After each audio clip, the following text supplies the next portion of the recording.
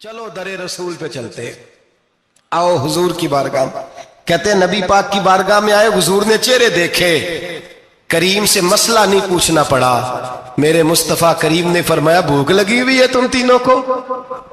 3-4 دن ہو گئے؟ اللہ کے رسول نے فرمایا مجھے پورا ہفتہ ہو گیا ہے۔ سبب کچھ اور ہے جس کو تو خود سمجھتا ہے۔ زوال بندہ مومن کا بے زری سے نہیں، بھوک نقصان کا وجہ نہیں بنی، وجہ کوئی اور بنی ہے۔ رشوتیں جو بازار گرم ہوئے ہیں لوٹ مار کے، یہ روٹی کے لیے نہیں، یہ زیادہ کھانے کے لیے، یہ بینک بیلنس کے لیے گرم ہے۔ یہ لوٹ مار کا مقصد کوٹھیاں بنانا ہے، روٹی کا تو رب کریم کا وعدہ ہے۔ جو روز روتا ہے شام کو کہ میرا کاروبار کوئی نہیں، اصل میں کہتا ہے بنگلہ کوئی نہیں، اصل میں کہتا ہے کار کوئی نہیں، پجارو کوئی نہیں، روٹی تو اللہ عطا فرماتا ہے، اس کا وعدہ ہے۔ فرمایا حضور نے 3 دن بیت گئے، چلو۔ میرا بے تکلف صحابی ہے ابو الحسن انصاری، وہ بڑے نصیب والے ہوتے ہیں جن کو میرے نبی پاک خود کہتے تھے کہ تیری فلانی ذمہ داری ہے۔ اس زمانے کا تو کسی کو کہہ دیا جائے یہ تیری ذمہ داری ہے تو کہتا ہے یہ تو پھٹیکے ڈالنے لگ گیا ہے، یہاں سے تو چھٹی کر جانی چاہیے۔ خوش ہوتے تھے صحابہ کہ ہماری ذمہ داری لگی۔ کہتے ہیں حضرت ابو الحسن انصاری کے گھر گئے، نبی پاک نے فرمایا بھوک بڑی لگی ہے، کھانا لا۔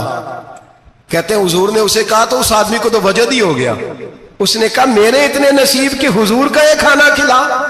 آؤ دیکھو دنیا والوں، آج جو سب سے زیادہ عزت والا ہے وہ میرا مہمان بنا ہوا ہے۔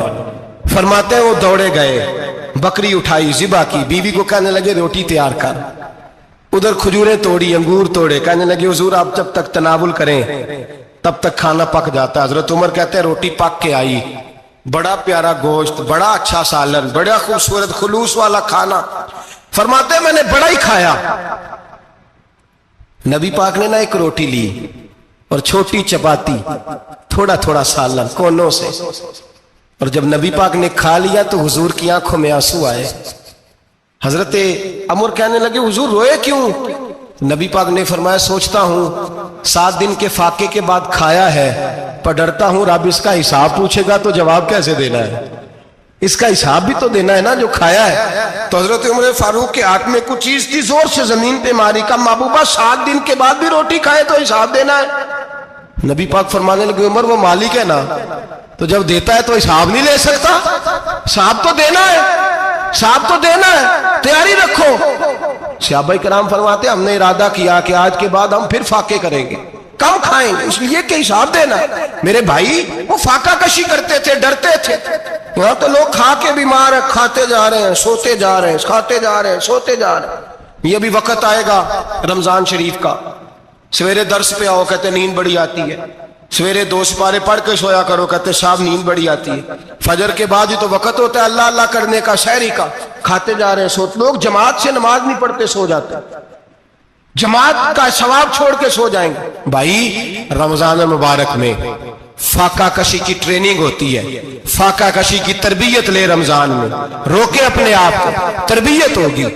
اور ہمارے صوفیاء فرماتے ہیں جو زیادہ کھاتا ہے اس کا نفس اس کو زیادہ پہ مائل کرتا ہے، خواہشات نفس پیدا ہوتی ہیں۔ میرے نبی پاک علیہ السلام نے جوانوں کو حکم دیا ہے یا معاشر الشباب، او جوانوں، یا رسول اللہ کیا حکم ہے؟ فرمایا یا نکاح کر لو اگر طاقت ہے، نہیں طاقت تو روزے رکھو۔ حضور روزے سے کیا ہوگا؟ فرمایا تمہارا نفس کچلا جائے گا، شیطان وسوسہ اندوزی نہیں کرے گا۔ آج نوجوان بڑھ بڑھ کے کھاتا ہے، بہت زیادہ کھاتا ہے، کبھی اس ہوٹل سے کھاتا ہے، کبھی اس ہوٹل سے کھاتا ہے۔ اتنا زیادہ کھائیں گے تو نفسانی قوتیں اچھل کر کے آئیں گی، مشکل ہو جائے گا۔ شادیاں دیر سے ہوتی ہیں، ماں باپ آنکھیں بند کر کے بیٹھے ہوئے ہیں۔ اگر ماں باپ کی ذمہ داری ہو اور ماں باپ نکاح نہ کرے تو نبی پاک نے فرمایا بچے گناہ کریں گے تو جتنا گناہ بچے کو اتنا باپ کو بھی ہوگا۔ تو ماں باپ چپ ہیں، دوسرا شادی مشکل بڑی ہے، مہنگی بڑی، اور تیسرا نہیں کر رہے، کچھ لوگ تو روزے بھی نہیں رکھ رہے۔